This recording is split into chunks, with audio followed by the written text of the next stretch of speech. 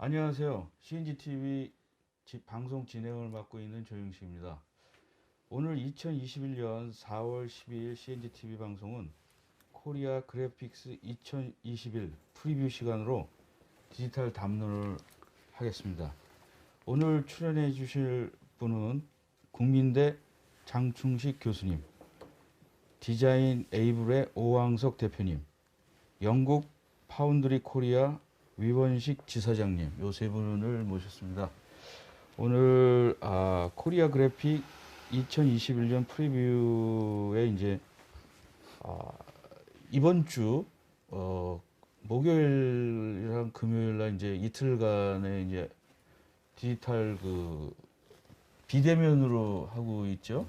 거기에 많이 참석하는데 오늘 이제 그때 모임을 좀 프리뷰하는 입장에서 한번 이제 자료를 가지고 디지털 담론을 해보겠습니다. 그래서 또 질문도 나중에 많이 해주십시오.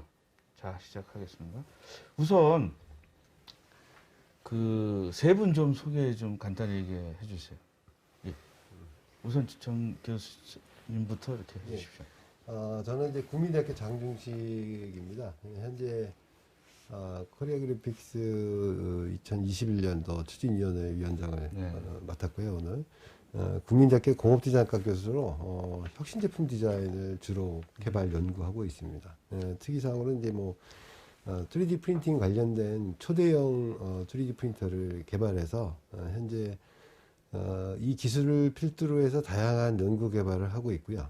그 중에 이제 메카트로닉 디자인, 아까 말씀드렸던 이제 혁신 제품 디자인, 그리고 컴퓨터 응용 디자인과 3D 프린팅을 토대로 한 이제 제품 개발 쪽에 연구를 중점으로 하고 있습니다. 네. 반갑습니다. 예.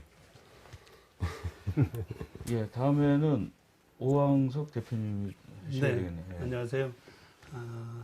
디자인 에이블 대표 오왕석입니다. 디자인 에이블 간략하게 소개를 하고 싶어요. 디자인 에이블은 자동차 전문 회사이고요. 디자인 쪽에 대해서는 운송 계기에 대한 그런 여러 가지 솔루션 및 여러 가지에 대해서 같이 협업을 통해서 기업과 학교와 같이 이렇게 협업을 통해서 솔루션을 제공하고 있고요. 요즘에 많이 이렇게 개발되고 있는 자율주행 쪽 그리고 PAV 쪽, PAV는 퍼스널 에어 비클이라고 해서 현재 4차 산업의 가장 핵심이라고 생각이 됩니다. 그쪽에 같이 디자인을 진행하고 있고요. 저는 한국 GM에서 자동차 스타일을 전공을 했었고요. 거기에서 디지털 디자인까지 같이 팀장으로 역임을 하면서 여러 가지 경험을 쌓았습니다. 그 경험을 바탕으로 해서 지금 디자인 에이블을 이끌어가고 있습니다. 네. 감사합니다. 예. 15회면은 15회까지도 하신 거죠? 그렇죠. 그렇죠. 예. 예전에 최근까지도 95년도에 예전에 대우자동차 회장님하고 같이 이렇게 해서 정말 밀접하게 디자인을 그때는 좀 많이 진행을 했었거든요. 당산동에 회사가 있었고. 예, 반갑습니다. 그리고 우리 지사장님, 위 지사장님. 네. 네, 저는 위원식입니다. 저는 지금 현재 파운드리 한국 지사장을 맡고 있고요. 회사를 잠깐 소개를 해드리면 이 시각 비주얼이나 영화 영상 쪽에서는 다 아시는데 또 건축이나 이런 설계 내지는 자동차 쪽에서는 또 사실 자동차도 많이 알겠는데 간단하게 소개만 드리면 일단 타이타닉이라는 영화는 다들 아실 거고요. 그 타이타닉 특수영상 영상 특수영상 처리 기술에서 시작을 해서 그 제품을 시작으로 해가지고 여러분들 잘 아시는 아바타, 어벤져스 그 시리즈 그리고 국내 작품 최근 거 승리호라든가 아니면 스위트홈이라고 이제 넷플릭스 작품들도 모두 다 이제 저희 쪽에서 제공되는 소프트웨어를 통해 가지고 특수 효과나 시각 효과를 만들고 있고요. 그리고 대표적으로는 픽사의 모든 애니메이션은 저희 파이프라인으로 되어 있어서 저희가 소프트웨어를 개발하고 공급하는 영국 회사고요. 그리고 이러한 공로를 인정받아서 최근까지는 이제 아카데미 쪽에서 주는 과학기술상도 3회 수상을 해서 디자인 비주얼라이제이션 분야는 되게 강하고 최근에는 이제 아까 자동차 얘기하신가 벤츠 전기 자동차 프로토타입에 관련돼서 저희가 참여를 같이 했고 현재는 나이키나 아디다스, 뉴발란스 같은 제조사 제품 디자인 비주얼라이제이션에도 지금 표준 파이프라인으로 사용을 하는 그런 소프트웨어를 공급하는 회사입니다. 마지막으로 이제 오늘 주제를 얘기할 메타버스나 AR, VR, XR에 관련된 솔루션 회사들도 현재 굉장히 그 게임 엔진과 더불어서 협업을 하고 있는 좀 광범위하게 지금 솔루션을 제공하고 있는 소프트웨어 회사라고 생각해 주시면 될 것 같습니다. 네, 알겠습니다. 예. 자, 오늘 이제 신지 TV 코리아 그래픽 2021 프리뷰 주제는 이제 메타버스 시대의 시각화 기술 트렌드. 갑자기 이제 이 메타버스가 한국 사람에게 굉장히 딱 그 느낌이 온 것 같아요. 버스인 줄 알고. 그래서 뭐 갈아타죠 뭐 이랬는데, 사실 그래픽 오래 하구나 이런 분들은 우리 옛날부터 오래 했는데 3D 뭐 한 20년 가까이 그래픽스 쪽에 했는데 왜 갑자기 요새 왜 메타버스지? 그래서 저도 그 미국 친구들이나 이런데 또 책도 이렇게 찾아서 봐서 몇 권을 샀는데 몇 권이 안 되더라고요, 아직은.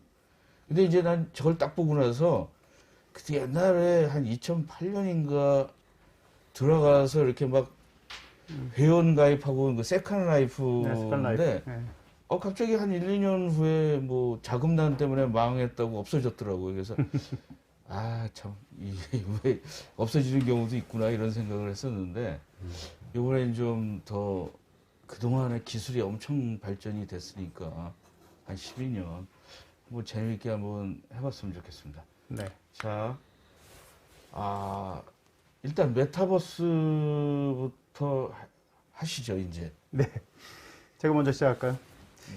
네, 저는 오늘 그 한 5분에서 10분 정도까지 발표를 할 주제를 정했고요. 조금 빠르게 진행되더라도 이따가 그 Q&A 시간과 또 앞으로 행사를 하게 될 그 캐딘 그래픽스의 그 행사에서 더 자세하게 여러분들이 참여해서 보실 수 있으리라고 생각을 하고요. 빨리빨리 간단한 핵심만 보고 집어가는 형태로 진행하겠습니다. 파운드리는 제가 아까 잠깐 설명을 드려서 굳이 제가 설명드릴 필요는 없을 것 같고요.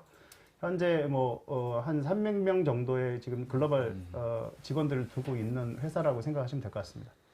그리고 제가 아까 말씀드린 대로 아카데미에서 주는 그 많은 시각 효과를 많이 잘 제공하는 회사들한테 주는 기술 효과상이 있습니다. 이 상을 한 3회 정도 저희가 저기를 받았고요. 대표적인 제품은 누크라는 제품이랑 그 다음에 이 제품들과 더불어서 뭐 카타나라든가 여러 가지 제품들 한 5종에서 6종 정도의 핵심 제품을 가지고 있습니다.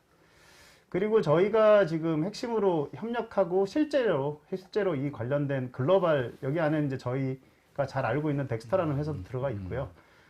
이 회사가 이제 지금 승리호라든가 아니면 이제 여러 가지 지금 현재 시각 비주얼에서는 한국에서 최고의 회사고요. 그리고 나머지 이제 저희가 오늘 이야기하게 될 게임 관련된 회사들, 그 다음에 이제 디자인 비주얼라이저 혼다라든가 저희가 테슬라든가 벤츠랑도 이제 일을 했는데 이거는 시각 디자인에 관련된 겁니다. 설계는 아니고요. 그래서 이런 여러 가지 경험들을 토대로 해서 일단 이제 메타버스라는 주제가 지금 잡혀 있기 때문에 그 주제에 맞게끔 저희가 어떤 형태로 접근을 하고 있는지를 간략하게 설명을 드리도록 하겠습니다. 파운드리가 보고 있는 관점을. 메타버스의 정의를 보면 최근에 이제 가장 이슈가 된다고 말씀하셨는데 그 이슈의 핵심에는 사실은 게임이 핵심입니다. 게임이 핵심이고 그리고 또 하나는 저희 나라의 대표적으로 네이버에서 운영하고 있는 제페토라는 이 커뮤니티가 어마어마하게 성장을 하면서 굉장히 핫 이슈가 되고 있죠. 그리고 또 하나는 이제 빅히트 엔터테인먼트나 YG 쪽에서 엄청난 수익이 가능하다고 예상을 해서 공연 축제 이 부분들이 특히 포트나이트의 축제를 통해 가지고 굉장히 성공적으로 진행이 되면서 이 부분까지 핫한 이슈가 되고 있습니다. 그리고 오큘러스 페이스북에서 지금 업무용으로 일단 지금 충분히 가능한 가능성을 보고 6,000명이라는 인원을 동원을 해서 지금 현재 만들고 있는 플랫폼 자체가 메타버스 기반의 가상현실입니다. 그래서 이런 핫한 이슈들이 워낙 많다 보니 지금 메타버스에 관련된 관심도는 굉장히 높아지고 있습니다. 근데 메타버스를 저희가 정의를 할 때 조금 조심해야 되는 게 현재 지금 앞에서 말씀드린 대로 로블록스라든가 아니면은 제페토 같은 이런 우리가 기사화되고 사회에서 많이 이야기하는 것들 중심으로 보게 되면 게임이라고 자꾸 오해를 하고 있는데 메타버스는 엄밀히 따져서 게임은 아니고요. 게임 사용자들이 워낙 많다 보니 현재 그 게임 중심으로 이야기가 나오는 거고 결과론적으로 메타버스라는 것은 가상현실에서 캐릭터들이 나를 대신하는 캐릭터 또는 또 다른 캐릭터가 될 수도 있겠죠. 이들이 상주하면서 실제와 같은 하나의 사회를 구축하는 겁니다. 사회를 구축한다는 의미는 되게 큰 의미가 있는데 게임도 일부분일 수도 있겠지만 노는 거, 먹는 건 안 되겠죠. 가상이니까. 하지만 거기서 돈을 벌 수 있는 경제 활동까지도 가능하다는 것이기 때문에 그걸로 인해 가지고 지금 상당한 그 이슈가 되고 있습니다. 특히 이제 제일 많이 이슈가 되고 이제 기사상에서 나오고 있는 이야기들은 포트나이트, 그 다음에 마인크래프트, 로블록스 이야기가 가장 많이 나옵니다. 근데 그 이야기가 많이 나올 수밖에 없는 이유는 여기 보시다시피 이걸 사용하고 있는 이 인원입니다. 거기다 이제 여기 제페토는 빠져 있지만 제페토까지 포함하면 제페토가 2억이 넘습니다. 자, 그러면 이 인원들만 하더라도 어마어마한 가능성을 가지고 있다고 볼 수 있는 거죠. 그래서 이슈가 되고 있는데 여기서 저희가 빼지 말아야 될 상황은 저희 같은 기성세대가 아니라 현재 메타버스를 구성하고 이거를 즐기는 사람들은 Z세대라는 거죠. 이 부분을 잊지 마셔야 될 것 같아요. 왜 그런 관점에서 제가 시각화 방향을 좀 바라보는 건데요. Z세대가 바라보는 시각화에 대한 부분들과 우리가 기성세대가 생각하고 산업적인 부분에서 바라보는 건 다를 수 있습니다. 아까 이제 우리 사회자님이 말씀하셨던 세컨 라이프라는 거에서 시작을 했다라고 하셨어요. 이게 실은 메타버스의 시작이라고 우리가 흔히 컨셉으로는 얘기를 하지만 실제로 메타버스가 완성이 되기까지는 아직 완성이 되지 않았다고 보고 있습니다. 모두 다 죄송합니다. 서비스 플랫폼을 보시게 되면 가장 큰 차이점은 가장 크게 여기서 느껴지시는 것은 약간 게임 같은 그리고 실제와는 같지 않은 느낌이 많이 듭니다.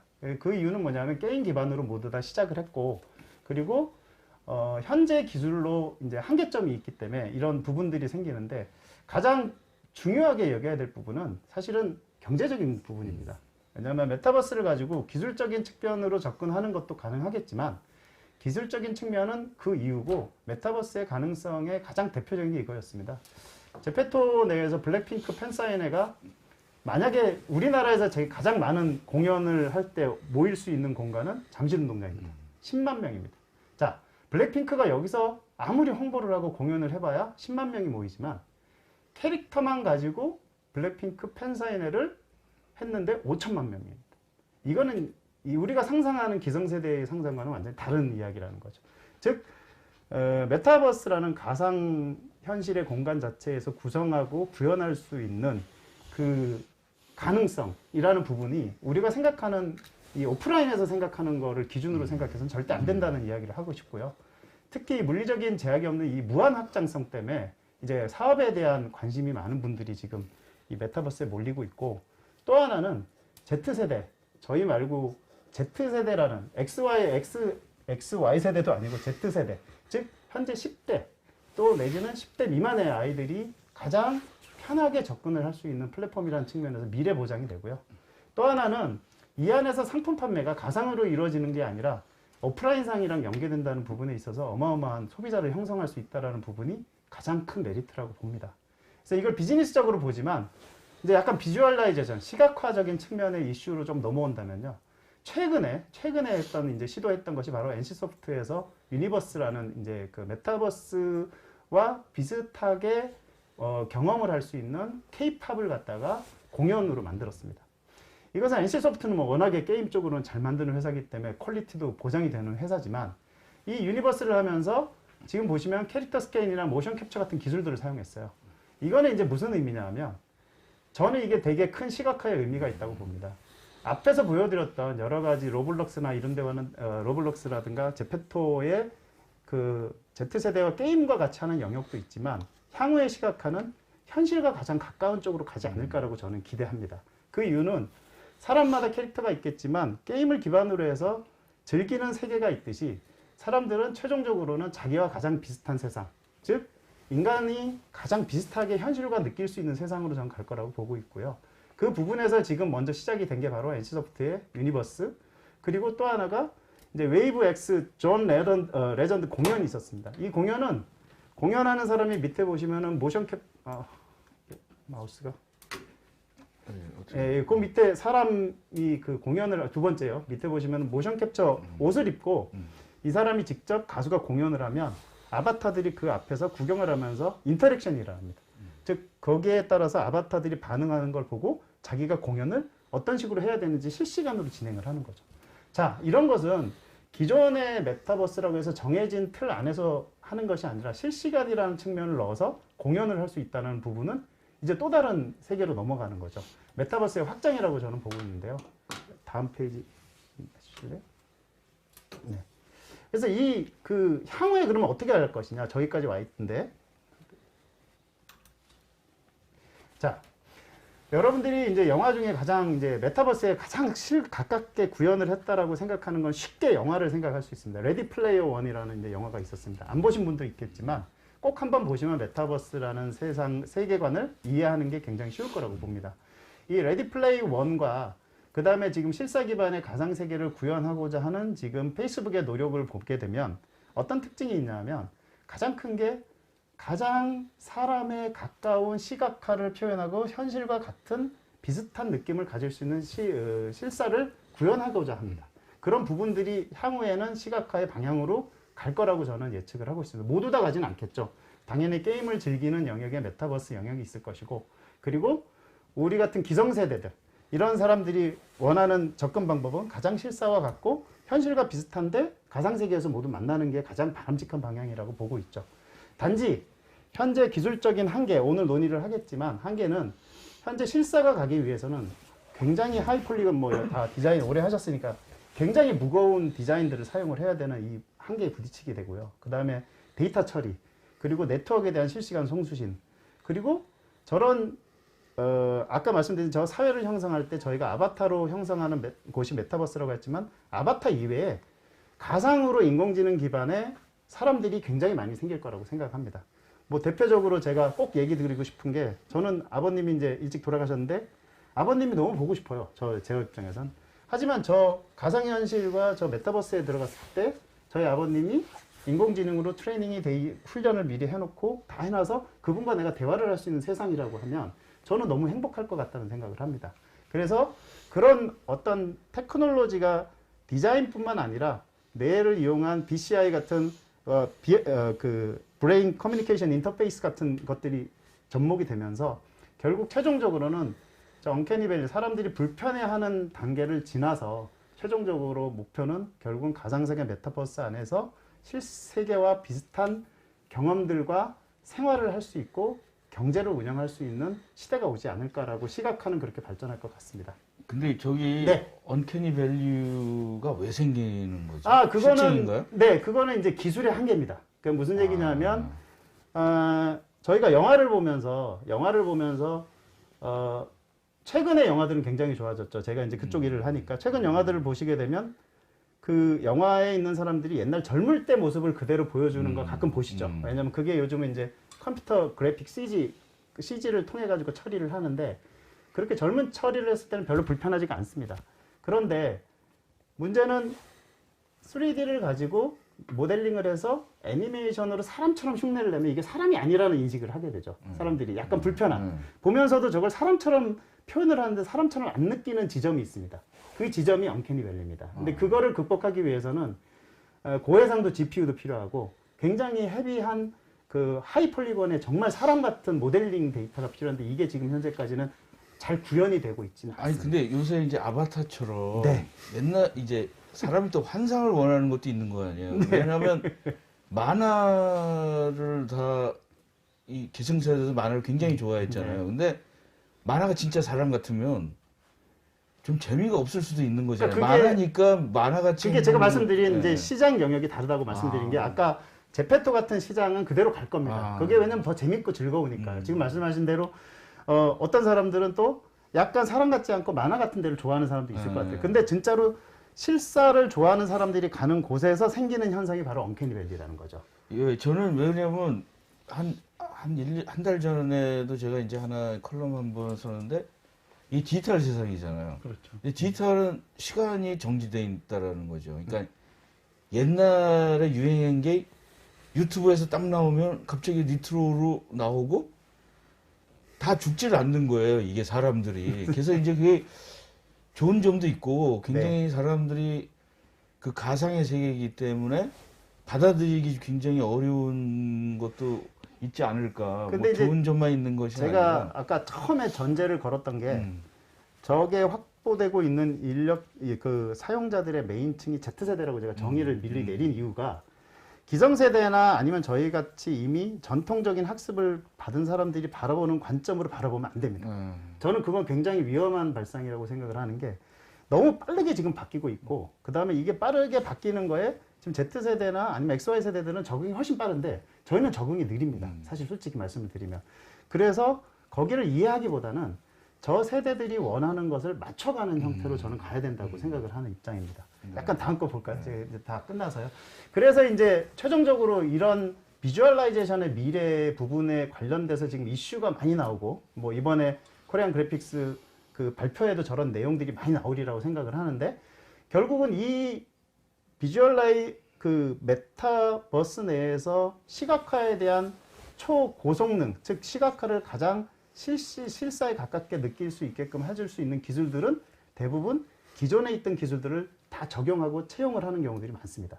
거기에 대표적인 게 메타휴먼, 그 다음에 인공지능으로 하는 뭐 요즘 말 많은 그 딥페이크 같은 기술들이죠. 그리고 디지털 트윈. 이거는 사실 공장들이나 아니면 제조 영업에서 지금 스마트 팩토리 같은 데서 가상화를 위해서 지금 결국은 설계 자료를 그 메시 데이터로 바꿔야 되는 이런 빅데이터들에 대한 이슈들. 그 다음에 사진 찍은 거를 그대로 3D로 바꿔주는 포토 리얼리스틱.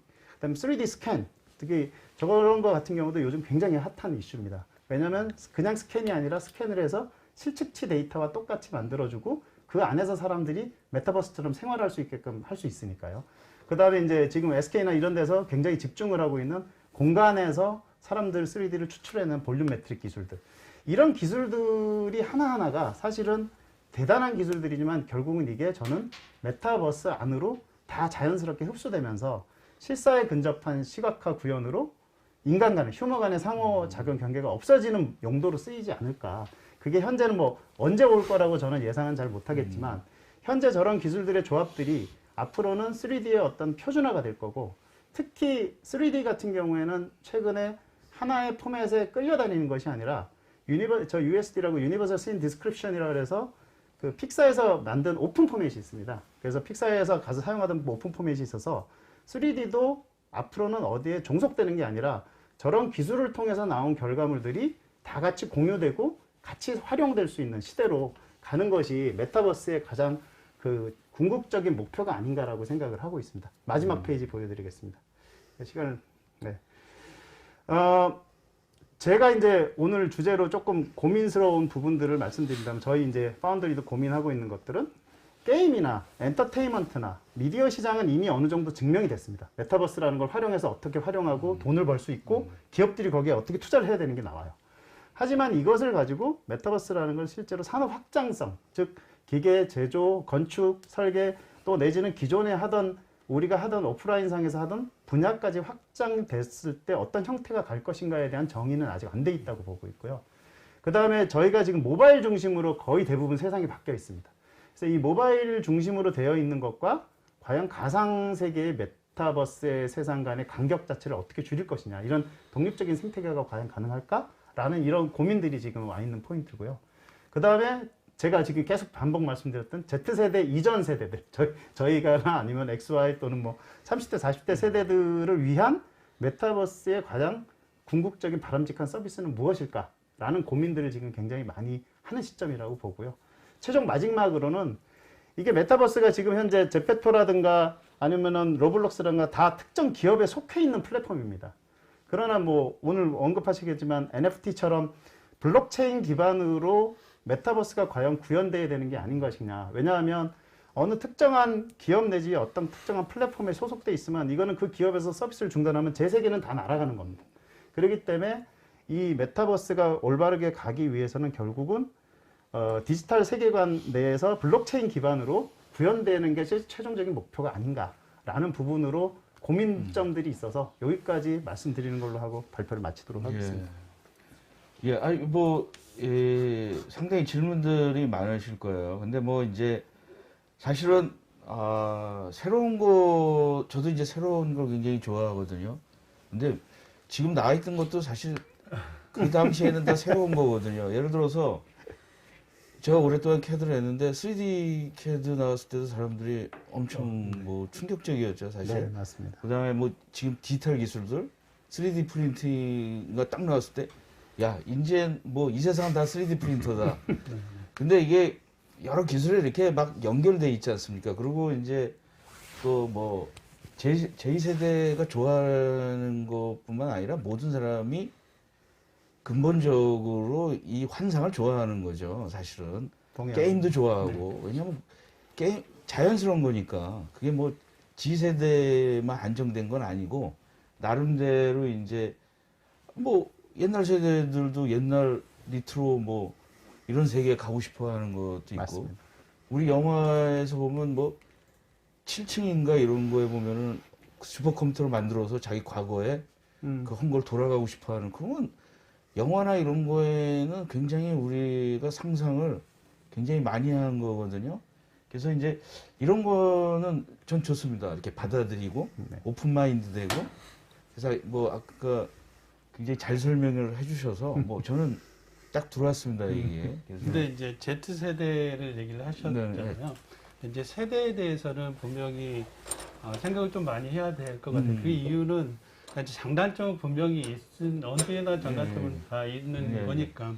근데 이제 그 세대에 대해서 저희 같은 경우가 지금 그래도 계속해서 메타버스에 대해서도 인식하고 들어서 하지만 저희 세대에서 메타버스에 대해서 얘기하면은 사실 받아들이는 사람이 그렇게 많지는 않거든요. 근데 이제 그쵸. Z세대 같은 경우에 아까 그 여러 가지의 그 콘서트를 잠실에서 할 수 있는 이론하고는 완전 차이가 나는 그런 콘서트 근데 개념이 이제 옛날부터 이 Z세대든 뭐 M세대든 이 친구들이 돈이 없어요.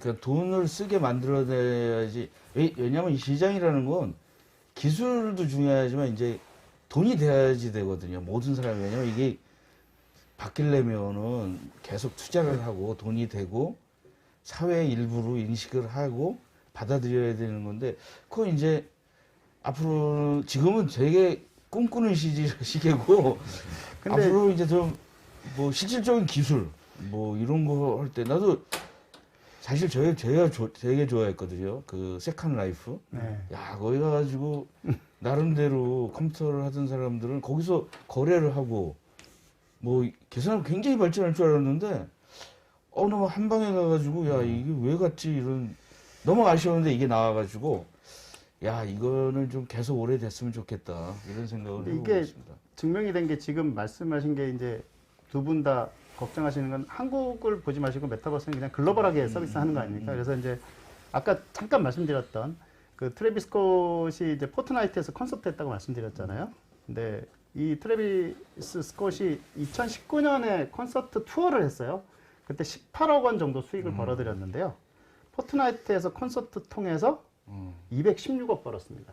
자, 이거는 조금 얘기가 달라지는 얘기예요. 경제의 관념 자체가 우리가 얘기하는 오프라인과 메타버스 세계에서 증명이 된 거죠. 그러니까 우리가 상상만 하는 게 아니라 실제로 증명이 되고 있기 때문에 굉장히 핫하다라고 저는 생각을 합니다. 아 근데 우리 그 지사장님은 네. 여기에 엄청 빠지셔서 이제 뭐 이게 지금 이제 약간 빠지셔서 약간 환자 정도 되신 것 같아요. 그래서 오토데스크에서 하시다가 때려치시고 나와서 저는 이거 좋습니다. 새로운 거에 대해서. 근데 이제 우리 그 장 교수님이 다음에 발표를 하시는데 굉장히 힘들어지실 것 같아요. 이 세대들이 다 싫어하는 것만 이제.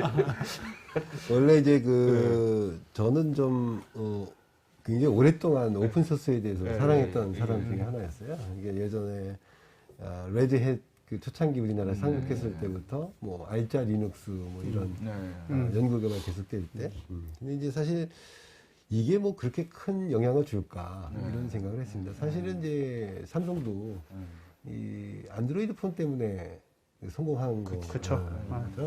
결국 뭐냐면 소스가 공개되어 있는데 이 공개된 소스를 어떻게 버무리느냐, 어떤 레시피를 가지고 어떤 걸 창출하느냐에 따라서 굉장히 큰 차이가 맞습니다. 있는데 아까 말씀하신 메타버스도 사실은 이 오픈소스 중심의 플랫폼 때문에 굉장히 영향력이 있는 연구 개발이 됐던 겁니다. 그래서 사실 저는 전 디자인 쪽에 있다 보니까 아무래도 이제 산업 디자인 쪽에서 이 새로운 어떤 혁신을 추구하는 내용들이 어떻게 변모하고 있는지, 어떤 흐름으로 나가고 있는지를 한번 말씀드리고자 해요. 그 중에 이제 사실 최근 일은 아닙니다. 꽤 오래전부터 그 오픈소스의 대명사라고 할 수 있는 사실 뭐 프로세싱이라든지 혹은 아두이노라는 어떤 플랫폼을 가지고 다양한 제품의 어떤 전기적 신호를 가지고 어떤 좀 색상이라든지 다양한 움직임을 줘서 우리 산업계에서 사용하는 기기들을 굉장히 저렴하게 만들 수 있는 테크놀로지를 만들게 됩니다. 이것 때문에 이제 아주 화두가 되고 있죠. 그리고 또 기존에 있는 스탠드가 불빛이 변한다든지 하는 어떤 인터랙션 아트와 같은 그런 내용들이 사실 오픈소스와 플러스 아까 말씀드렸던 아트가 결합하면서 새로운 신규 창조물을 만들게 됩니다. 이게 사실 제가 그림을 좀 가져올 수 없어서 일부 이제 텍스트로 이제 표현을 했는데 이것뿐만 아니고 최근에 이제 유럽에서는 이제 로봇 암을 활용한 라인 아트 같은 것도 굉장히 좀 화두가 되고 있고요. 이걸 가지고 또 조각품을 만드는 표현들을 그 4D 상태에서 표현하는 내용들이 있습니다. 이런 것들이 굉장히 그러니까 피지컬한 어떤 그 컴퓨팅 기술을 가지고 새로운 미디어 아트 쪽으로 나가고 있는 이게 이제 말씀하셨던 물론 이제 가상의 어떤 섹션에서 어떻게 보면 밖으로 나온 겁니다. 이게 경계면에 있는 거예요. 이게 어떻게 보면 모호한 차원의 상태인데 만져질 수 없는 텐저블하지 않은 그런 상태의 어떤 시각적인 어떤 내용물일 수도 있는데 이런 것들이 상품과 결합되면서 새로운 어떤 가치를 창출하는 그런 내용들이 있습니다. 예, 다음으로 한번 보실까요? 네, 그래서 저는 사실 아까도 말씀을 잠깐 드렸지만은 3D 프린터에 대해서 연구를 하고 있다고 말씀드렸죠. 그러니까 지금 최근에 우리나라의 어떤 상황들을 보면 사실 의류 쪽의 시장이 굉장히 열악합니다. 열악하다고 얘기하는 건 좀 너무 겸손한 거고요. 거의 이제 밑에 있다고 보시면 됩니다. 근데 이 시장이 왜 이렇게 됐을까라는 것들을 제품 디자인을 하다 보니까 분석을 위해서 여러 시장 현황들을 파악해 봤더니 80년도 때, 70년도 때 우리나라의 의류 시장이 남대문, 동대문 시장을 기반으로 해서 상당히 많이 들끓었고요. 사실 그때 인건비가 굉장히 저렴해서 많은 부분이 거기서 생산이 이루어졌습니다. 근데 조금씩 인건비가 오르니까 전부 다 동남아 지역으로 이동을 하게 됩니다. 예, 그러면서 수가공을 한다든지 하는 내용들이 전부 다 없어지게 되는 거죠. 예, 그러면서 나타난 현상이 결국 모든 제품들은 생산을 지금 거의 한 98% 정도 저는 생산을 외부에서 하고 있다고 보는데요. 우리나라에서 생산을 안 하고요. 해외에서 생산해가지고 동대문, 남대문 시장에서 수입 관세를 다 물고도 저렴하게 우리가 살 수 있는 그런 옷을 지금 그 생산과 유통이 지금 이루어지고 있는 상태입니다. 근데 제가 요즘에 유럽에 있는 상황을 봤더니 갑자기 어떤 친구가 2차 세계대전 이후에 산업혁명기, 그죠? 굉장히 좀 들끓었던 유럽 지역이 최근에 개인 생산 붐이 일고 있습니다. 이게 이제 똑같은 상황인 거예요, 우리나라하고. 무슨 의미냐면 결국 자가 생산할 수 있는 다품종 소량 생산 시장으로 패턴을 변화시킨 거예요. 그러니까 생산의 주역이었던 2차 산업혁명기 그때를 생각하면서 회귀해버리는 거죠. 결국 지금 동남아 지역의 인건비가 점점 오르고 있으니까 이제 갈 데가 없는 겁니다. 이분들이 다시 오게 됩니다. 네. 마찬가지 우리나라도 마찬가지예요. 근데 그걸 도대체 어떤 방식으로 할 거냐. 그게 바로 클로딩 3D 프린터라는 겁니다. 이게 사실 요즘에 이것 때문에 지금 연구의 밤낮을 헤매고 있는데요. 이거는 아이팟을 초창기 만들었던 스티브 잡스의 패턴하고 좀 유사합니다. 간단히 설명드리면 저 프린터 하나로 모든 패션 디자이너의 의상 디자인 데이터가 있다면 어느 곳에 있든지 이 프린터에 있는 데이터를 눌러서 옷을 입을 수 있는 거죠. 자, 비즈니스 전략으로 새로운 비즈니스가 나타납니다. 내가 컬러를 바꾸고 싶고 패턴을 바꾸고 싶고 얼마든지 그 안에서 셀렉트해서 간단하게 몇 번만으로 세계 어느 곳에 가도 저 장비에서는 출력이 됩니다. 자, 그리고 마스크도 마찬가지고 양말도 마찬가지고 의식주의 의자가 제일 앞에 있는 이유가 가장 중요하지 않습니까? 네, 이런 거를 토대로 해서 하고 거기에 맞춰서 아까 말씀드렸던 의상 디자인을 하시는 분들은 로열티를 받아가는 거죠. 근데 저기 나온 사진의 저 3D 프린터 크기가 어느 정도? 현재 한 70cm 정도에서 1200 정도 사이즈까지 좀 다양하게 지금 생각하고 있고요. 현재 이번 10월 달에 저희가 한번 공표를 할까 지금 생각을 하고 있습니다. 오늘 귀한 자리 주셔가지고 제가 한번 공표를 그림을 아마 보여드리는 거고요. 이런 플랫폼 서비스가 아마 의료 시장을 굉장히 좀 다변화시킬 거라는 생각을 하고요. 근데 갑자기 저거가 저쪽에 하는 사람들의 천적일 것 같은 생각이 그 재단기 있지 않습니까? 이 재단기가 이게 뭐가 하나 나오면 저 그래서 3D 프린터도 저희가 이제 좀 강의도 좀 하고 그러는데 금속 쪽에 이거의 반대편이 금융하던 사람들이 또 이거를 하면은 또 금융이 줄어들고 이제 서로 이렇게 저희가 있는데 모두 다 발전했으면 좋겠습니다. 저는 개인적으로. 네, 근데 저는 이제 반대로 생각하고 있습니다. 네, 간단히 얘기하면 지금 이미 일이 없습니다. 인가공을 할 이유가 없어요. 그렇기 때문에 더 이상 갈 데가 없는 바닥의 상태고요. 이 상태에서 만약에 이제 조금의 어떤 노력을 한다면 저런 장비를 몇 대 놓고 다품종 소량 생산을 해서 고객들한테 판매를 할 수 있는 새로운 장르가 만들어지는 거죠. 그래서 오히려 저는 저 시스테매틱한 내용들이 클라우드 시스템을 기반으로 해서 개별 생산할 수 있는 시스템을 좀 제안하고 있습니다. 네, 다음으로 한번 잠깐. 근데 그 교수님은 지금 우리나라 이런 옷이나 섬유나 이런 쪽에 또 사람들과 대화를 하시고 있습니까, 지금? 네, 맞습니다. 이게 이제 사실 굉장히 다양한 분들하고 말씀을 나누고 있고요.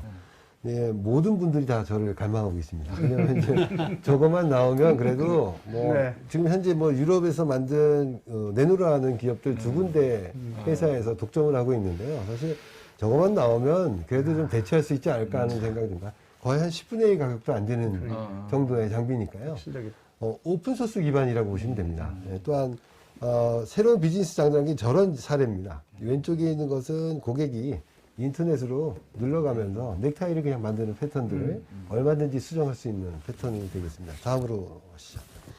네, 요게 이제 전체적인 혁신 제품 디자인의 외형의 모습입니다. 네, 사실 인하우스에 있는 테크니컬한 내용들은 아직 안 보여주고 있는데요. 여기에 아주 비밀스러운 어떤 내용들이 다 담겨 있습니다. 이 프린터가 그러면 전 세계에서 지금 최초로 공개되고 있는 겁니까, 이거? 예, 맞습니다. 이거는 제가 디자인한 거고요. 이 내용들이 아마 기술 검토가 지금 거의 끝나서 지금 생산을 앞두고 프로토타입을 지금 제작을 하고 있는 상태에 있습니다. 그래서 저는 이제 그런 생각이 듭니다. 앞으로 이런 개인 생산에 관련된 내용이 세상을 조금 많이 바뀌어지게 만들 것이고, 아까 앞서 말씀하셨던 지사장님 말씀대로 사전에 저런 UI나 인터페이스 디자인이 결국 메타버스하고 만나서 새로운 지식 기반의 서비스 인터페이스로 살아날 것이다, 이렇게 생각합니다. 그 다품종 소량 생산은 만든 것 같아요. 맞다는 것보다 그러니까 뭔가 이렇게 딱 그 획일화된 그런 것보다는 그러니까 디자인 쪽이 침체되고 있던 이유들은 그런 다양성의 그런 부재라고 생각을 하거든요. 네. 그렇게 봤을 때 그런 다품종 소량 생산은 어떻게 보면 디자인 쪽하고 인일할 수 있는 하나의 그런 구심점이 될 수 있지 않을까 그런 생각이 들거든요. 저도 되게 동의를 하는 게, 저도 최근에 이제 모 회사와 미팅을 하면서 거기서 디자인해서 1년에 그 생산을 확정하는 게 6개에서 7개 종류라는데, 실제로 디자이너들이 디자인하는 게 수백 개예요. 그 중에서 이제 선정을 해서 양산을 할 거를 이제 6, 7개면 나머지 수백 개 디자인했던 거는 다 그냥 사장이 되는데, 근데 지금 저런 형태가 개인식으로 소량 다종류 소량 이 생산이 된다고 하면, 아까 그 제페토 같은 데가 아바타 꾸미는데 이미 옷이나 이런 것들을 유명 메이커들이 지금 디자인들을 제공해주고 있어요. 아바타 이렇게 꾸미는 옷이나 디자인들을. 그럼 말 그대로 지금 말씀하신 대로 여러 가지 디자인했던 것들이 다 살 수도 있고, 저런 메타버스 세계 내에서 내가 디자이너들이 디자인만 공급을 하면 그걸 내가 소량으로 개개인들이 다 출력을 해서 만들어서 할 수 있다는 거는 굉장히 혁신적입니다. 근데 저는 이제 혁신적인 소비자거든요. 새로 나오면 무조건 사거든요. 그래서 얼리 어답터신. 예, 그래가지고서 미국에서도 이제 맥킨토시도 처음 사고 거기 뉴턴 이런 거 실패한 것도 다 사고 빵기에도 다 사고 3D 프린터도 사고 일단 다 사는데 실패해도 재미는 있지 않습니까? 여기 그래서 저희 같은 사람들이 초창기에 이노베이터들은 좋아요. 일단 사거든요. 근데 그 대부분의 소비자들이 이게 실패하는 이유가 뭐냐면 다 좋아해요. 그러다가 자기가 돈을 아끼거든요. 처음에 안 사.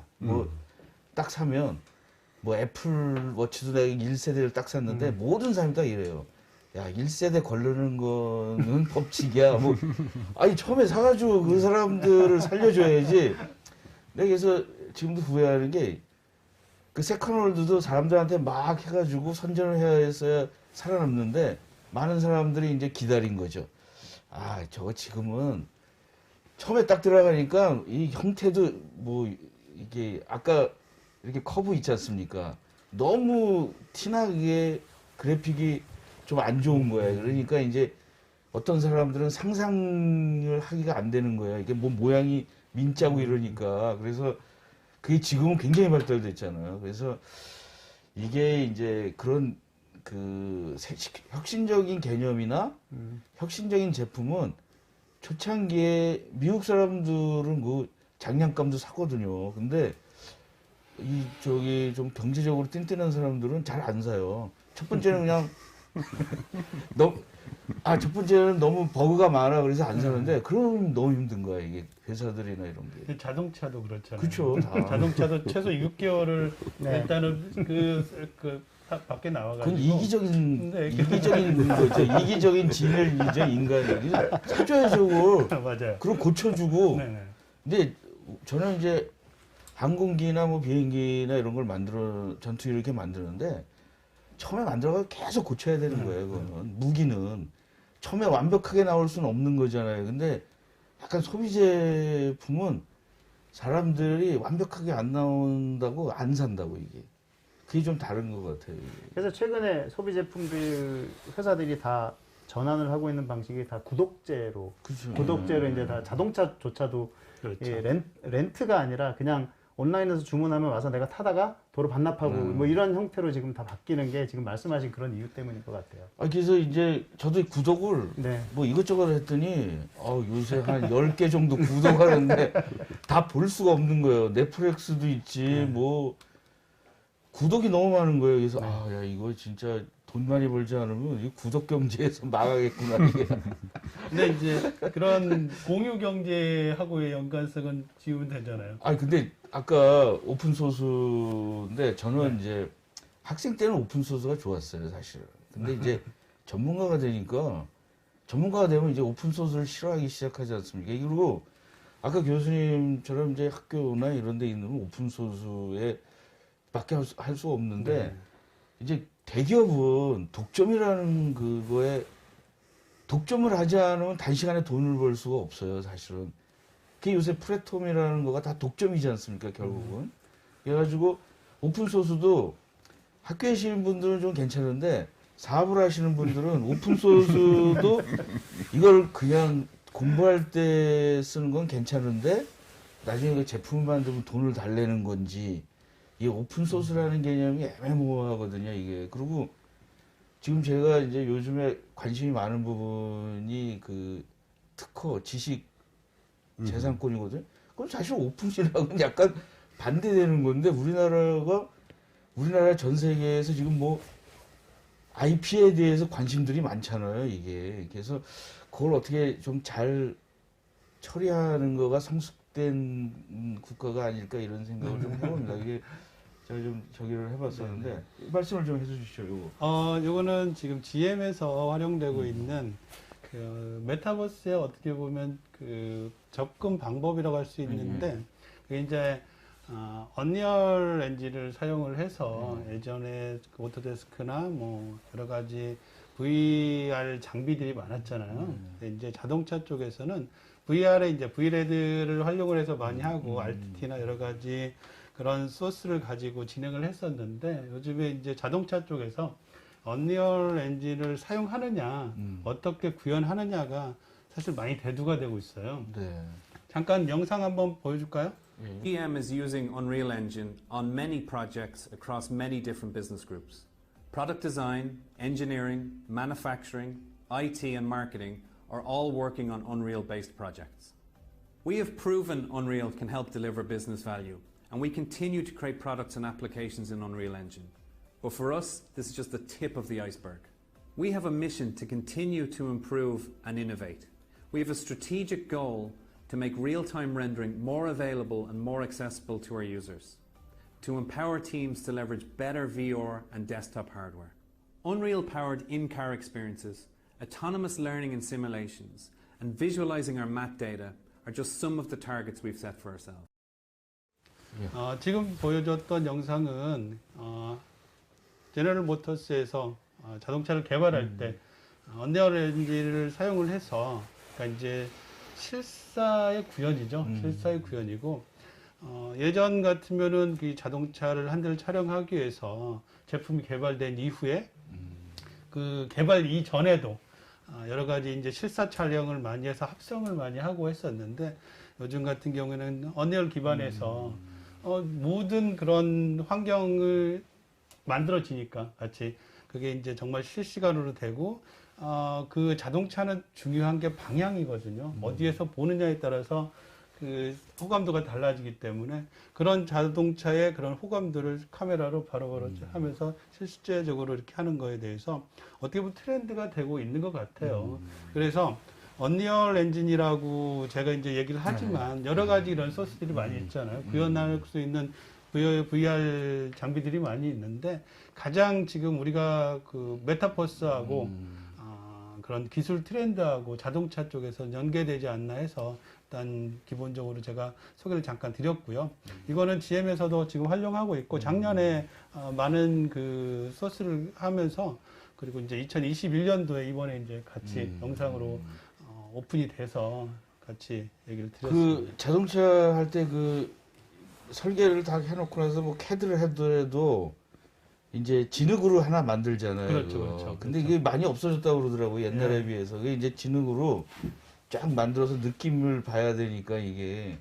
그래서 저는 이제 그 사실 여기 있는 분들 중에는 청년 시절에 아마 IT를 하셨을 거예요. 근데 이제 IT에서 지금 이제 디지털이지 않습니까? 근데 제 개인적인 생각은 IT에서 디지털로 넘어간 거에 결정적인 게 여기 HMI인 것 같아요. 인터페이스가. 이 옛날에 이제 문자나 뭐 정보나 이런 거로다가 데이터베이스나 됐는데 어느 날 갑자기 인간이 그거 원하는 거죠. 그 우리가 내가 생활하는 거에 더 가깝게. 이제 그 다음에 우리가 오는 거가 3D. 그 다음에 더 온 게 이제 뭐 또 영상이나 이제 익스텐션 뭐 버추얼 리얼리티 이렇게 가고 있는데 뭐 전 좋습니다. 더 많은 게 나와가지고 재미없잖아요. 이제 뭐 IT가 여지껏 IT만 했다고 얼마나 재미없습니다. 그래서 사실은 디지털 오기 전에도 그 SDS에 있는 친구들이 그랬어요. 그 팀장들이 IT 야 이제 그만해 IT 그러니까 됐지 뭐 이런 시간이 조금 예, 더 예. 있으니까 금방 얘기를 좀 더 하죠. 네. 하시죠. 네. 이 글의 기술 트렌드에 대해서는 질문을 하시는 상황일 것 같아요. 다음. 그래서 이제 메타버스를 또 한번 해주시죠 이번에. 이 메타버스에 대해서는 기본적으로 일반인들이 생각하는 메타버스에 대해서 얘기를 했던 거고요. 아까 이제 소장님 이제 계속 얘기를 다 해주셔가지고 이제 깊게는 들어가지 않아도 될 것 같아요. 뭐 가상현실에 대해서 계속해서 얘기했던 거고, 이런 트렌드에 대해서도 가상현실, 그러니까 이제 저희 같은 경우에 인터넷 시대를 들어있는 메타버스 시대의 도래에 대해서는 분명히 인식을 해야 될 것 같아요. AR이나 VR, XR로 계속해서 대변이 되고 구현이 됐던 거가 어떻게 보면 다음 넥스트는 메타버스의 그런 환경이 만들어지지 않을까 하는 거에 대해서 얘기를 하는 거고요. 경험이잖아요. 네. 그 경험을 어떻게 표현을 하고 그 경험을 연결시킬 수 있을까? 가상현실은 정말 가상인 거잖아요. 이 현실과의 그 가상과의 그 연계성을 여러 가지 이제 방법적인 거, 지금 많이 보여지고 있는 가상현실의 VR이나 증강현실 AR이나 인공지능 AI가 많이 되고 있지만, 지금 메타버스하고의 그 접점을 어떻게 찾을까. 그리고 이제 자동차 쪽, 그러니까 운송기기 쪽은 그 메타버스하고 연계성에 대해서 많은 걸 시도를 하고 있거든요. 아까도 그 국방 쪽 많이 하셨다고 그랬잖아요. 국방 같은 경우가, 카이 같은 경우에도 지금 이제 우리 독자 개발한 전투기가 나왔잖아요. 이 전투기에 대해서도 그 가상에 대한 그 VR로도 많이 구현을 하고 있지만 한 단계 더 발전을 시켜야 된다면은 그런 메타버스하고 연계성을 가지고 거기에서도 발전을 더 시키면 좋지 않을까 싶어서 뭐 기술적인 트렌드가 그렇게 가지고 있지 않나 싶어요. 이것도 영상이 하나 있거든요. 예, 예. 이제 자동차 쪽 이것도 하나 한 번 더 틀어주실래요? It's what makes us human.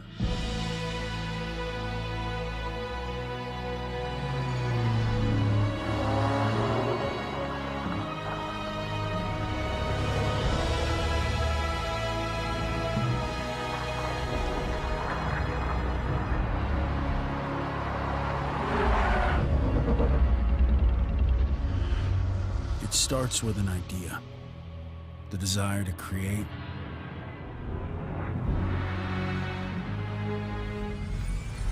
to solve, to play, to share,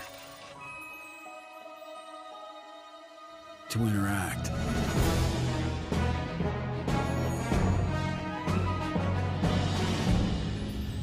Together we can build new worlds.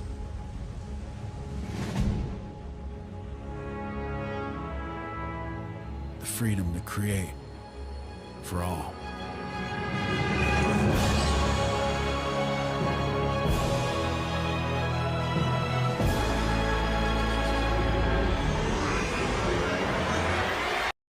그 유니티하고 예. 언리얼하고의 그런 그 관계성도 중요하죠. 예, 예. 그러니까 이제 전체적으로 가야 되는 그런 방향성은 다음 장에 보시면은 어떻게 보면 이 그래픽스 전망인 것 같아요. 그러니까 산업 관련 전망에 대해서 얘기하는데 언리얼을 한 번만 간단하게 설명을 한 번 더 드리면 자동차 쪽에서 하고 있는 지금까지 했던 그런 방식하고는 또 다른 차원의 방식을 하고 있거든요. 아까 얘기했던 클레이를 가지고 그러니까 피지컬하게 모델을 만들어서 면을 잡고 했던 거가 VR로 디지털로 대체되면서 그런 관계 프로세스 자체가 좀 정립이 다 됐었거든요. 네. 근데 이제 지금 이런 메타버스라는 그런 단어 자체가 같이 뭔가 매칭이 되면서는 조금 더 한 번 더 한 단계 더 진보된 그리고 바로 영상으로 내가 거기에 그 모델하고 같이 실생활로 타보기도 하고 하는 것들. 그게 이제 VR로도 많이 되고 있었는데 그게 이제 정말 실제적으로 내 아바타가 그 영상에 들어가서 실제적으로 운전도 하고 그 여러 가지 그런 시뮬레이션 자체가 실제화되는 게 예. 자동차 쪽에서 많이 트렌드가 되고 예. 있습니다. 근데 이제 저는 좀 이제 궁금한 게 나름대로 제가 생각하는 거는 이제 저는 이제 CAD, 3D CAD랑 그 이제 디자인을 하고 그래서 뭐 이렇게 했기 때문에 이제 그 이쪽 제 분야 쪽에서 이제 그 디지털 트윈에 대해서 엄청나게 많이 해요. 왜냐면 그걸 정비하거나 이랬을 때 여기서 조작이 되면 피지컬에서도 그대로 오고 트윈처럼 이렇게 리얼타임으로 싱크로나이즈를 하자라는 게 꿈인데 이제 그게 아직은 기술적으로는 쉽지 않은데 그걸 CAD 회사나 뭐 이런 회사들이 엄청나게 그걸 밀고 있거든요. 그런데 어떻게 보세요? 이 그래픽 쪽에서 보면 이 뭐 인더스트리얼 쪽은 아무래도 그 서로 관심 방향이 제조나 뭐 설계, 디자인 이런 쪽이 있고 또 하나는 이제 문화나 뭐 이런 메타버스 같은 거는 그쪽이고 이게 뭐 언젠가 뭐 서로 영향을 주겠죠. 뭐 혼자 가는 건 없으니까. 이제 저는 이제 아주 중요한 말씀을 오늘 마지막쯤에 이제 드리게 될 것 같은데요. 이게 프로그램 개발자 분하고 디자이너하고 좀 성향과 여러 가지 생각이 다릅니다. 다른 세계에 살고 있어요. 다른 세계에 살고 있죠. 간단히 설명을 드리면 마지막 얘기입니다. 프로그래밍 하시는 엔지니어 분들은 정량 정보 알고리즘을 가지고 접근하고 계세요. 근데 디자이너 분들은요, 정황 정보에 관련된 알고리즘을 가지고 정확한 얘기죠. 있습니다. 이게 무슨 의미냐면요. 정량 정보의 생각과 어떤 그 인지적 어떤 파트를 다루고 있다 보니까 정확한 데이터가 없으면 하지 않으십니다. 그렇죠. 그렇죠. 근데 디자이너는 정황 정보를 갖고 있기 때문에 새로운 방법을 그 안에서 만들어요. 맞습니다. 그 안에 또 다른 정량 정보를 찾아냅니다. 그래서 앞으로 우리 컴퓨터 그래픽에 관련된 알고리즘 굉장히 중요하지 않습니까? 또 메타버스에 관련된 시각화된 여러 가지 아까 말씀하셨던 리얼 엔진에 관련된 내용, 데이터가 크다, 뭐 작다, 이 문제도요 아주 간단합니다. 디자이너하고 같이 협업을 하시잖아요. 새로운 아이디어를 정황정보 알고리즘으로 찾아낼 거예요. 그래서 자꾸 콜라보레이션 하셔서 새로운 개념의 비즈니스를 만들어내셔야 된다는 겁니다. 이게 아까도 말씀드렸던 새로운 비즈니스의 전략이라는 것이 경제성장의 일부를 어떤 밑거름이 되는 것처럼 새로운 알고리즘, 전 세계에서 아무리 수제 같은 알고리즘을 개발하는 개발자도 정황정보에서는 무릎을 꿇습니다. 왜냐하면 그건 도저히 CPU에서 해결할 수 없는 정도의 퍼포먼스의 데이터들이거든요.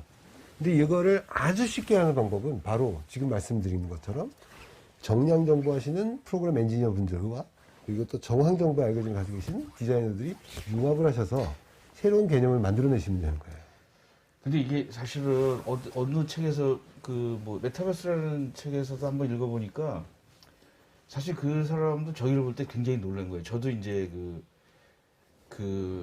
뭐 구글 어스를 딱 봤을 때, 옛날에 지도 갖고서 다녔는데 이게 들어가서 뭐 그 내가 옛날에 여행했었던데 막 내가 살던데 미국에 살던데 이런 데를 가서 볼 수 있으니까.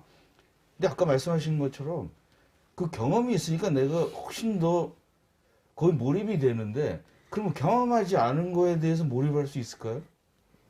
내가 게임으로다가 몰입이 될 수 있는데, 내가 뭐, 몇백 년 전의 상황에 가면 그냥 내가 거기서 타임 여행을 간 거지 좀 몰입하기는 쉽지 않지 않을까? 왜냐하면 자기 경험으로다가 제가 말할 때 이런 리얼리티는 자기 경험이랑 작용하는 게 아닐까요? 아까 말씀한 뭐 정황이랑도 비슷한데, 정황과 내가 느끼는 게 이렇게 부딪히는 거 아닐까요? 이게 이렇게 딱 보고, 이거랑 비슷해? 이 사람은 이거 뭐야? 이런 거가 다. 저는 교수님 말씀에 되게 공감을 하고 전 100% 공감하는 게, 저도 이제 CAD를 하시는 분들과 실제 디자인하는 사람들을 동시에 만나지만 사실 지금 오늘 이야기한 것들이 되게 믹스업이 많이 돼 있어요. 그러니까 엄밀히 따지면 이제 공학하시는 분들과 디자인하는 분들의 융합이 지금 정말 필요한 시기예요. 서로 간에 뭐 이해하고 이런 차원이 아니라 서로 영역에서 충실하게 하지만 상호 간에 융합을 하게 되면 엄청난 시너지 효과가 날 수 있다고 저는 믿고 있고요. 지금 질문하신 것도 비슷한 것 같아요. 뭐냐면 공학도들이 볼 때의 관점과 그다음에 디자이너들이, 그러니까 아티스트들이 볼 때의 관점이 되게 다른데, 이거를 자꾸 저희는 세분화를 하는데, 저는 이 세분화가 메타버스 세계가 되게 되면 이게 세분화가 되면 안 된다고 봐요.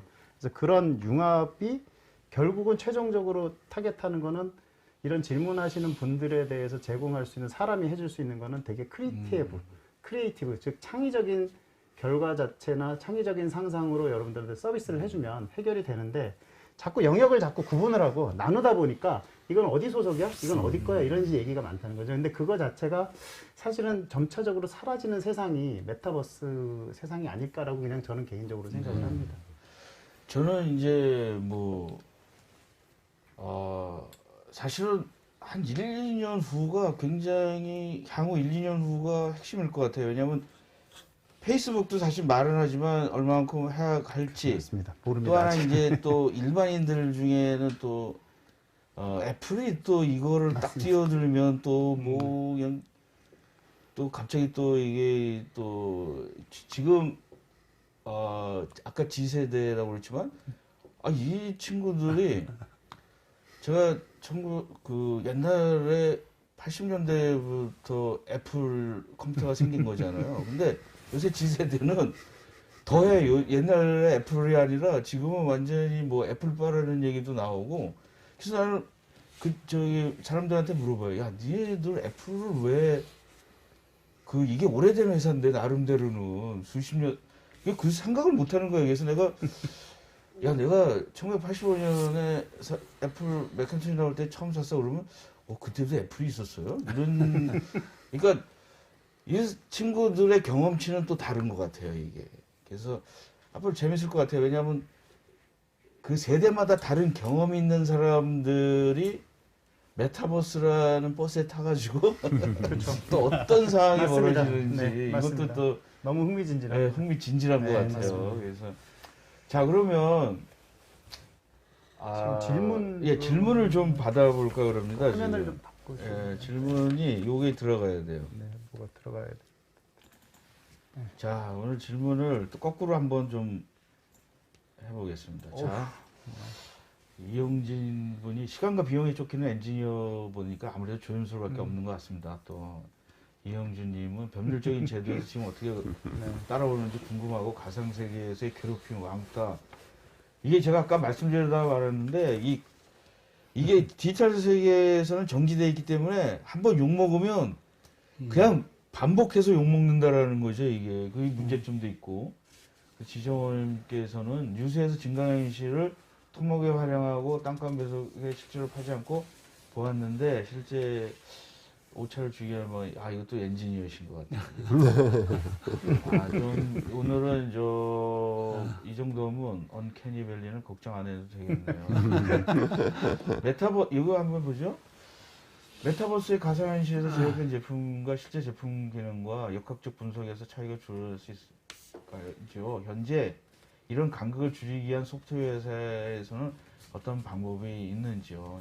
이분도 이제 약간 좀 공학적인 분 것 같아요. 저거는 이제 공학적인 것보다는요. 네. 메타버스 쪽이 지금 가상현실이랑 증강현실은 일반화되어 있는데 저희가 지금 아직까지 지금 언급이 안 되고 있는 영역이 오감입니다. 오감형이니까 햅틱이라든가 아니면은 아까 말씀드린 브레인 코그니션 같은 이 영역이 가게 되면 냄새도 안 나오잖아요. 냄새. 네, 그러니까 그게 이제 제가 말씀드린 게 그 부분이 계속 가고 있는데 그 질문인데 이런 물건이 새로 나왔다 그러면 이런 물건을 직접 내가 만져보고 느낄 수 있는 형태 부분이 같이 이제 메타버스 안에 들어가겠죠.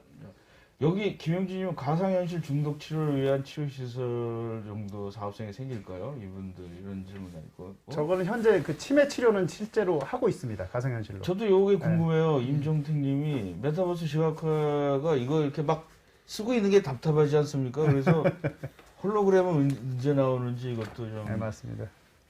이미 그 기술 개발된 사례들이 있습니다. 네. 미국에서도 벌써 개발됐고요. 아직 상품화가 안 됐을 뿐입니다.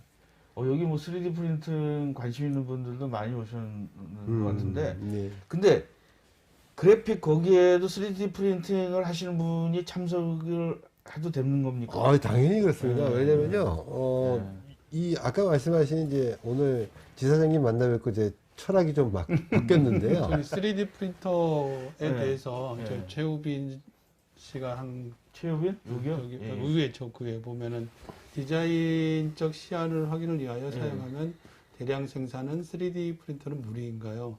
근데 이제 아까도 3D 프린터 쪽에 소량 납품 정리였지만 기본적으로 대량 생산도 얼마든지 가능한 게 3D 프린터가 가능. 대표적인 않을까 대명사가 싶어요. 누구냐면요. 프루사라는 친구가 있습니다.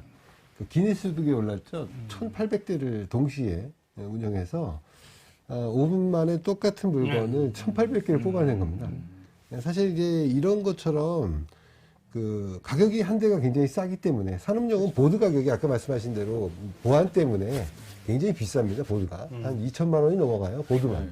근데 이런 보드는 이제 오픈소스 보드이기 때문에 새로 설계를 하고 그래도 한 뭐 5만 원 정도면 충분히 개발할 수 있는 정도가 되겠습니다. 근데 이게 3D 프린터가 젊었을 때도 3D 프린터가 있었어요. 한국에서는 주로 많이 썼어요. 왜냐하면 이게 비행기라는 거가 개발해가지고 뭐 이게 나오잖아요. 그럼 블럭이라고 해서 100대 딱 만들고 끝나거든요. 근데 이제 부품이 계속해서 고장이 나면 뭐 고장난 거 뺏어도 쓰고 그걸 뭐 새로 시설을 만들어서 생산할 수가 없기 때문에 그쪽에서는 그냥 3D 프린터가 당연한 거로 했는데 이걸 이제 좀 더 민간에다가 사용하려다 보니까 가격이나 이런 거가 엄청나게 비싸게 돼가지고 이제 그게 된 거지. 사실은 어떤 분야는 뭐 이런 거 있잖아요. 뭐 이렇게 뭐 인공관절 이런 거는 3D 프린터 이외에는 할 수가 없어요. 그런 데는 이제 옛날부터 자리를 잡았죠. 네. 자, 이것은 좀 나기문님이 메타버스와 대체불가화 NFT. 네. NFT 아까 네. 지금 잠깐 넘어갔는데 한번 말씀해 말씀해 주시죠. 주시죠. 그 NFT 같은 경우에는 지금 블록체인 기반으로 사실은 그 우리가 흔히 알고 있는 디지털 원본 소스에 대한 권한을 가지고 거래를 할 수 있는 것이라고 이렇게 정의를 지금 내려 있는데 지금 제일 큰 거는 디지털로 크리에이티브를 만든 사람들이 자기의 저작권을 보호할 수 있는 방법이 없습니다. 그 부분에 대해서 충분히 화폐 가치로 보상을 해주고 거기에 관련된 저작 히스토리들을 블록체인으로 관리하는 개념이거든요. 이거는 메타버스 안에서는 거의 표준화가 될 거라고 저는 생각을 하고 있고요. 지금 이제 비트코인 말고 이러디움 같은 경우는 그걸 지원을 하기 때문에 지금 굉장히 화두가 되고 있는데, 현재 지금 얼마 전에도 그 디지털 작가가 몇 년간 했던 것을 판매한 액수가 어마어마한 액수로 이제 판매가 된 거죠. 그러니까 디지털 원본에 대한 가치 자체를 충분히 화폐로 그 가격으로 인정을 해준다고 해서 이제 블록체인 기반으로 제공을 해주는 건데요. 대체불가화폐 같은 비트코인 같은 것들이 거의 결국은 메타버스 세계에서는 거의 표준 가상화폐로 그냥 사용이 될 거라고 저는 예상을 하고 있습니다. 이 페이스북에서 처음으로 개발해서 텍스트를 올려서 맞습니다. 커뮤니케이션했던 그 샷이 사실은 엄청난 비용을 맞습니다. 근데 이제 어디 보니까 이제 메타버스들이 딴 데서도 이제 굉장히 많이 사용을 하려고 그래가지고 그 도시도 이제 메타버스를 도입을 하자. 도시 전체를 뭐 거기 들어가서 관광하고 뭐 맞습니다.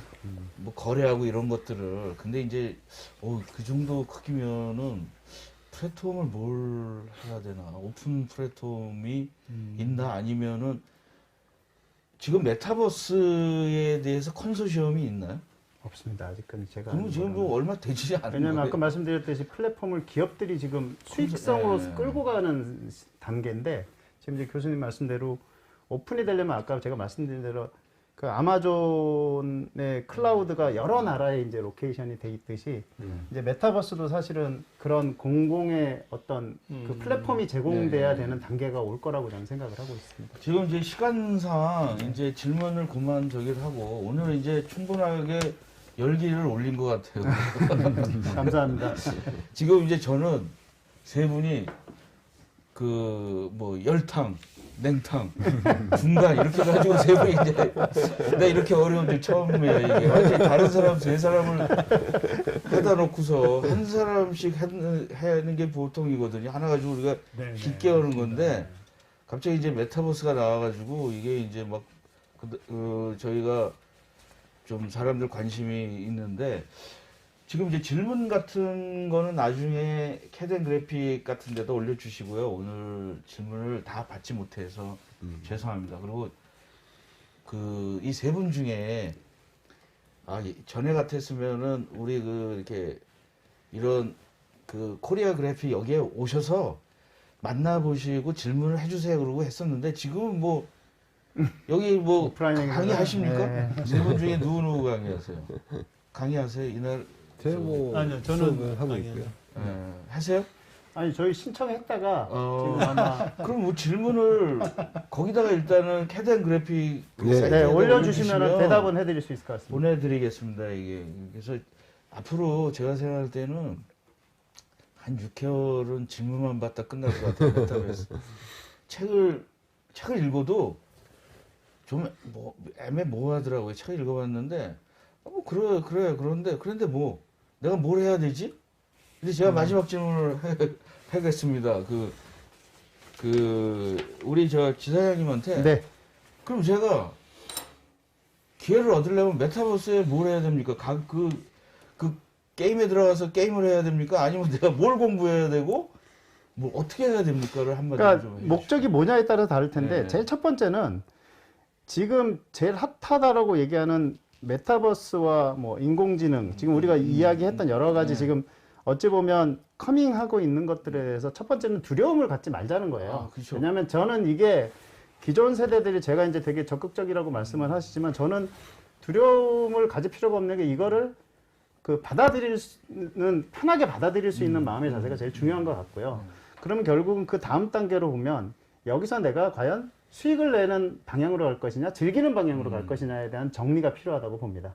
그리고 마지막이 뭐냐 하면 결국은 아까 교수님 얘기한 다시 얘기지만 융합이에요. 어떻게 하면 내가 현재까지 해왔던 일, 영역, 이 부분들을 메타버스나 인공지능, 지금 뭐 NFT 이런 새롭게 나오는 것들이 정신없다고 보는 게 아니라 그런 새로운 세계와 내가 하고 있던 것들을 어떻게 잘 조화롭게 융합시키고 네. 같이 해나갈 거냐라는 부분을 먼저 생각을 하고 정리하는 게 제일 먼저가 아닐까라는 생각을 합니다. 네. 예. 예. 오늘 이 주제 같은 경우에는 이제 세 분이 나오셨기 때문에 한 3시간 해야 되는데 그 1시간 해가지고 질문도 하고 이거 너무한 것 같은데 죄송하고 오늘 방송은 여기까지 하겠습니다. 나와주신 분 다시 한번 감사드리고요. 너무 수고하셨습니다. 예, 수고하셨습니다. 네, 감사합니다. 수고하셨습니다. 감사합니다.